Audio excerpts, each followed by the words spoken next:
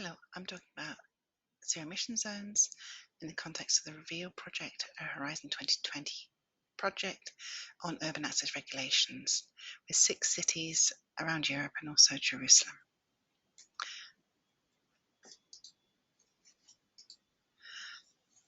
We're producing and developing a methodology that will be piloted, similarities to some process to help cities develop good practice UVARs, urban access regulations. We're producing a toolkit. It includes guidance notes on various UVAR topics, building block concept, which I'll introduce later, and the UVAR development process. What urban access regulations can do for logistics, why are we talking about them here? While there are early adopters, the majority of stakeholders, and if we're honest, people as well, change their habits because the alternative is more convenient, cheaper, or legally required. In particular for logistics, UVAR, together with complementary measures, can provide a pincer movement, a push and a pull. Number 3 combined with number 1 and or 2. UVARs can encourage a transition to sustainable logistics, to consolidation centres, cycle and foot deliveries, new models of delivery. There are 2 ways to zero emission zones. One is remove the vehicles, and the other is remove the combustion engine.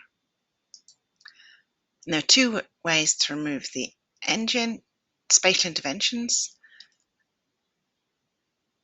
that remove the space and transfer it into something more useful, either to get more people or goods through sustainable transport lanes or recreational space or hubs or parking spaces for bicycles. Another one is traffic limited zone, banning the entry and having requirements to enter. Pricing out the engine is possible, but you tend to get a push, a gentle push, but not a stop. The best case is often the combination of both. Even the most extreme UVAR, a pedestrian zone, may need regulations for deliveries, street cleaning, to stop the vehicles coming in to the time when you really want the pedestrian zone.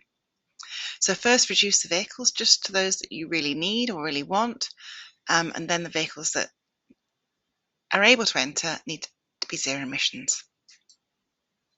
An example from REVEAL in the City of London. It has problems peak pedestrian times. 90% of the people entering the City of London come with public transport, who can afford or would want to drive in central London or can afford to get a parking space. So they want the space to be used for pedestrians and not to be clogged up with travel, with logistics and loading either. So far, they're restricting motor vehicle access to particular times of day, away from the peak time, both coming and going to work, but also lunch times. People go outside of the office. In normal times, hopefully we'll get past the corona time. Together with supporting measures, helping companies and logistic organisations to make the logistics more efficient.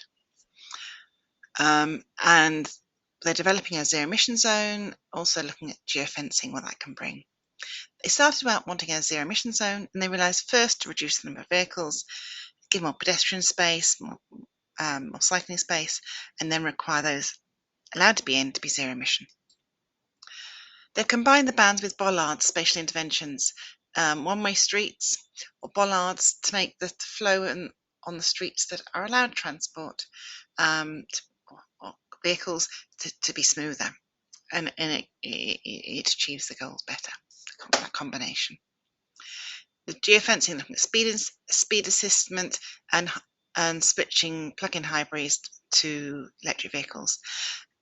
And this is particularly relevant for heavy-duty vehicles where the options for a zero-emission vehicle are less accessible at the moment. They're also doing e-scooter trials as well. First on a voluntary basis because the legal powers don't yet allow it. Listening to the UVAR recipe, we're looking at regulatory measures, spatial interventions and pricing aspects, as we talked about earlier, together with coming across the side, aspects common to all UVAs, supportive mobility measures, making sure user needs and user and public assessments, and that's really important. Governance and finance, what legal steps need to be done, and where does the financing come from, and ensuring compliance, both in terms of not enforcement technology, but also increasing the information so people can't comply with a scheme they don't know about. Over here, we're looking at future options and future proofing. If I want to be there in the future, what do I have to do now to allow that? And complementary measures. Talk a bit more about that later. And Nuva can take bits of all of these different measures. This is why I've got building blocks. The building blocks can be taken from different parts of it. These are building blocks. You're looking at spatial interventions, pricing measures, regulatory measures, future options, complementary measures. And with each of those, we used to call this pathways to zero emission zones, because it's one of the ways of getting zero emission zones. And the more details are building blocks within that. And the idea is you take from each of these different schemes to build the UVA that works for your city. So the UVA recipe, choosing the relevant building blocks with co-creation, bring people in at the relevant time to make sure they're not being, stakeholders are not being presented with a done deal, but can influence it, and also say what their needs are to make sure that you achieve the user needs, and it helps increase public acceptance. Together with the cross-cutting themes and complementary measures. Complementary measures make it possible, facilitate the best adaptation, and mitigate any negative impacts. And all this to get an UVA that works for your city. Understanding the local context, every city is different, so you might need something different for your city, different complementary measures, different framework, but also at the same time, there's lots of work already done, so look at what's already been done and what aspects of what you can take from there. Appropriate complementary measures, integration with the larger mobility plan, the SUMP, and plan and sync the implementation phases. Start maybe weaker or a smaller area, and make sure the alternatives are there before you part the UVA so people can adapt in the first place in what best works for them. Complementary measures, you're talking about incentives, exemptions, particularly perhaps for particular cases, introductory vouchers to consolidation centres, facilitating the alternative business models. Identify, you might be looking at support for new logistics platforms, infrastructure services, improvements to loading bays or regulations for loading and underloading bays. Some cities are saying, okay, if you want to load, you have to have more you can have more flexibility if you're zero emission. There's projects to promote cycle foot autonomous deliveries, covenants agreements, working with stakeholders to work out how you can help facilitate them to work together, and cleaner, more consolidated. Perhaps some of the big organisations do joint deliveries and orders, also getting bulk purchases to be cheaper as well. If the vehicles are quieter, if you can get the "Hey Johnny" past the pallet, the unloading noise is also quieter. You can facilitate more nighttime deliveries, so delivery in the times where people aren't out and about. It needs to be done with care, and it's not available everywhere, possible everywhere, but it can help. Identifies underutilised space, perhaps the parking spaces are not as much used if you've got an UVA, or taken away, so they can be used for last mile depots, or you've got space that you can use at below market rates. Part of maybe giving alternative business models to those that are disadvantaged, or all the car parks. Might be something completely different. You know your city, what will make it work. The Reveal toolkit will be developed between now and November 2022. However, some parts are already available. The guidance documents are on our website. Here is the full list. Some are already available, others are coming soon.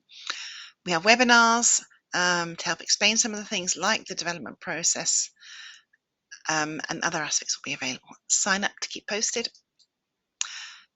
Quick introduction to four UVA projects. One is the UVAR box, helping get the UVARs digitized so that you can get the information into the sat-navs and other digital methods. People can't comply with a scheme they don't know about, and sat-navs are what people use. And it's really moving. So cities getting the information digitized will really help that. Look at UVAR box website. UVAR Exchange started last month. It's what we've been asking for years in terms of foreign vehicle enforcement, across border, and information dissemination. More information there. The link gives to the press release.